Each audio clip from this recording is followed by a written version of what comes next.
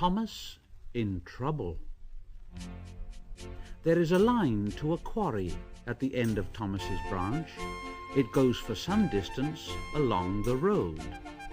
Thomas was always very careful here. One morning, there was no one on the road, but a large policeman was sitting on the grass close to the line. He was shaking a stone from his boot. Thomas liked policemen.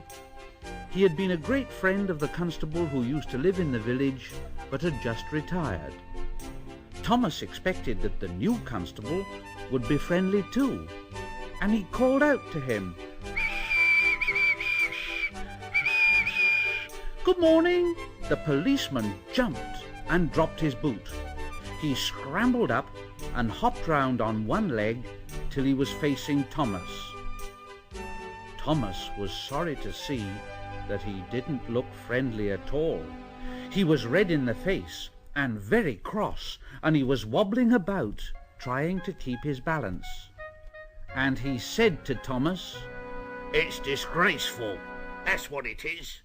I didn't sleep a wink last night, it was so quiet, and now a blinking engine comes whistling suddenly right behind me.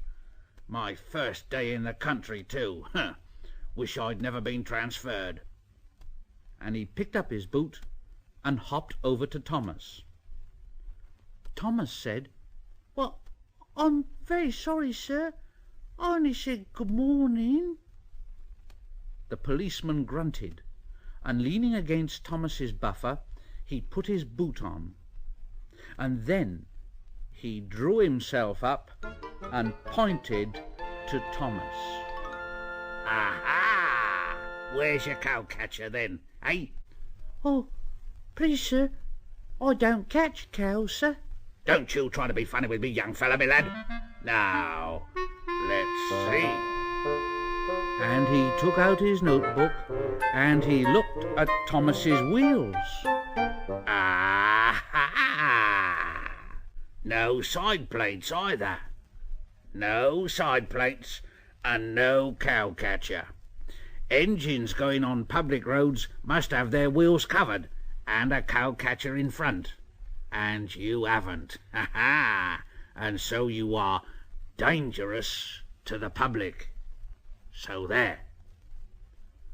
Thomas's driver said, "Oh, look, that's rubbish, constable. We've been along here hundreds of times and never had an accident." "Oh, have you?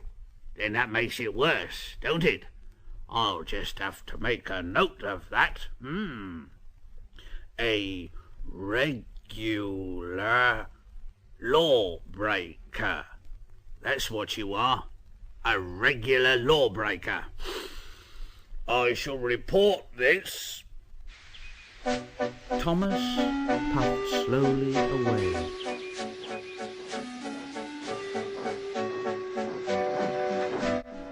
The fat controller was having breakfast when the telephone rang. "Oh, bother that telephone," and he said to his wife, "I'll be back in a minute. Oh, dear, dear, dear, dear."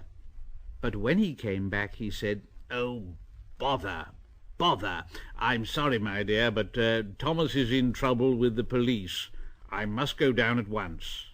He gulped down his coffee and hurried from the room. The policeman was waiting at the station. The fat controller spoke to him at once, and a crowd collected. Other policemen came to see what was happening, and the fat controller argued with them too, but it was no good. The policeman said that the law is the law, and that's that and all about it. The fat controller felt exhausted. He mopped his face and said to Thomas's driver, "I'm sorry, driver. Oh dear, it's no use arguing with policemen. We will have to make one of those cow-catcher things for Thomas, I suppose." Thomas was horrified. "Everyone will laugh, sir. They'll say that I look like a tram." "Eh? What? Like a tram? Why, yes. Well done, Thomas. Why didn't I think of that before? We want a tram engine. Now, when I was on my holiday, I met a nice little engine called Toby. Now, he hasn't enough work to do and needs a change. I'll write to his controller at once." A few days later, Toby arrived, and the fat controller said to him, "Well done, Toby, that's a good engine. I see you've brought Henrietta with you." "Oh, you don't mind, sir, do you? But the station master wanted to use her as a hen house, and that would never do, sir, would it?" "Oh, no, indeed it wouldn't. We couldn't allow that." Toby made the trucks behave even better than Thomas did.